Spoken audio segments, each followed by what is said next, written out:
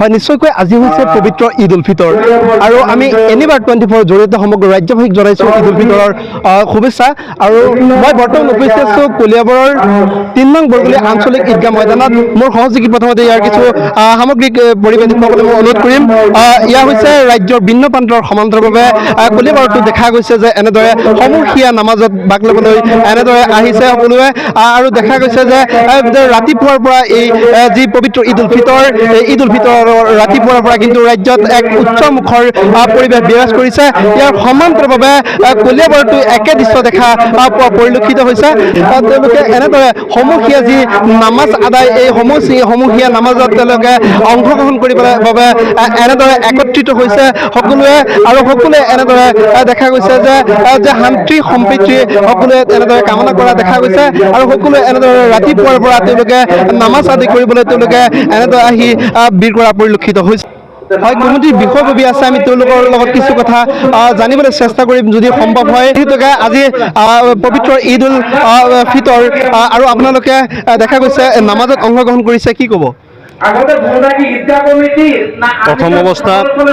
সকলো অসমবাসী তথা ভাৰতবাসীক প্ৰথম অৱস্থাত শুভেচ্ছা জনাইছোঁ ঈদ উল ফিতৰৰ শুভেচ্ছা জনাইছোঁ প্ৰথম তাৰমানে আমি এই ঈদখন যে ঈদৰ যিটো উদযাপন কৰিলোঁ গোটেই 30টা দিন আমি ৰোজা ৰাখিলোঁ ৰোজাটোৰ অৰ্থ হ'ল ৰমজান মাহৰ অৰ্থটো হ'ল কি পাপ ৰাখি মোচন কৰি দিয়া পাপটো পুৰি দিয়া পাপ পুৰি দিয়াৰ পিছত আমি গোটেই মাহটোত নমাজ পঢ়িলোঁ তাৰাবি পঢ়িলোঁ ৰোজা ৰাখিলোঁ ইফতাৰ কৰিলোঁ চব কিছু কৰাৰ পিছত আজি আমি অনুভৱ কৰিছোঁ যে আজি আমাৰ পাপ মোচন হৈছে যাতে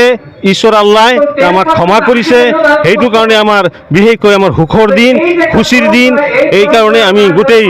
আমাৰ এই অঞ্চলৰ মানুহকেইটাক লৈ আমি উদযাপন কৰিছোঁ ঈদ উল ফিতৰ আৰু ঈদ উল ফিতৰৰ উদযাপনৰ তৰফৰ পৰা যাতে আমি গোটেই অসম তথা ভাৰতবৰ্ষৰ মানুহৰ কাৰণে দোৱা কৰিছোঁ যাতে সকলো জাতি নিৰ্বিশেষে শান্তি সম্প্ৰীতি আমাৰ গোটেই অসমত তথা ভাৰতবৰ্ষত হয় আৰু বিষয়ববী আছে কি ক'ব আজি পবিত্ৰ ঈদ আজি 3 নং বৰগুলিৰ ঈদগাহ মাঠত আমি সকলোৱে সমবেত হৈ আজি এটা ভাল পৰিৱেশ পাইছোঁ কিন্তু আজিৰ দিনটোতে আটাইতকৈ বেছি উলহ মালহ হিচাপে আমাৰ ঈদগাহ কমিটিৰ পৰিচালনা কমিটিৰ মানুহখিনিয়ে এটা আটকধুনীয়া পৰিৱেশৰ সৃষ্টি কৰিছে আৰু আমাৰ গোটেই অঞ্চলৰ মানুহখিনি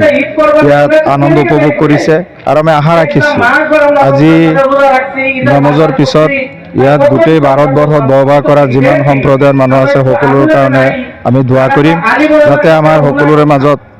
বন্ধুত্ব আৰু মিলাপ্ৰীতি বজাই ৰাখে ইয়াৰ লগতে আমাৰ যিসকল প্ৰয়াত ব্যক্তিসকল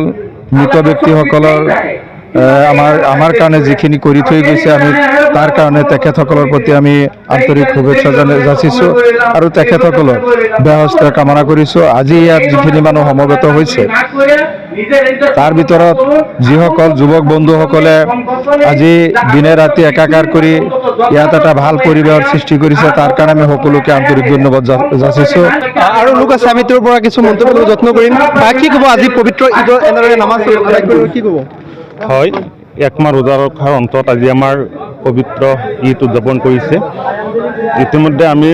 3 নং বৰগুলিৰ যি ঈদগাহ ময়দানত তাতে আমি আমাৰ সমূহীয়া নামাজ আদায় কৰিলোঁ এই পবিত্ৰখনতে সমূহ অসমবাসীক পবিত্ৰ ঈদ উল ফিতৰৰ শুভেচ্ছা জ্ঞাপন কৰিছোঁ আৰু এই পবিত্ৰ মঞ্চৰ পৰাই মই সমগ্ৰ অসমৰ যি ভাতৃত্ববোধ যি শংকৰ ৰাজনৰ মিলনভূমি আমাৰ মাজত যি মানে ভেদাভেদ সেইখিনি নাইকিয়া হৈ যাতে আমাৰ সমাজখন মানে সকলোৱে মিলিজুলি আগুৱাই লৈ যাব পাৰোঁ তাৰে কামনা কৰিছোঁ আৰু বিশ্ব শান্তিৰ কাৰণেও আজি আমাৰ এই পবিত্ৰখনত দোৱা হৈছে লগতে আমাৰ এই অঞ্চলৰ বিভিন্ন যুৱ সমাজকৰ্মীসকলে মুৰব্বীসকলে আজি মানে একেলগে যি নামাজ আদায় কৰিছোঁ তাত এক ভাল লগা মুহূৰ্ত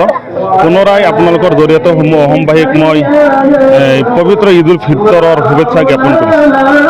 ইয়াৰ হৈছে আমি দেখুৱালোঁ যে কলিয়াবৰ 3 নং বৰগুলি যি ঈদগাহ ময়দান এই ঈদগাহ ময়দানৰ এই পৰিৱেশ আমি দেখুৱাইছোঁ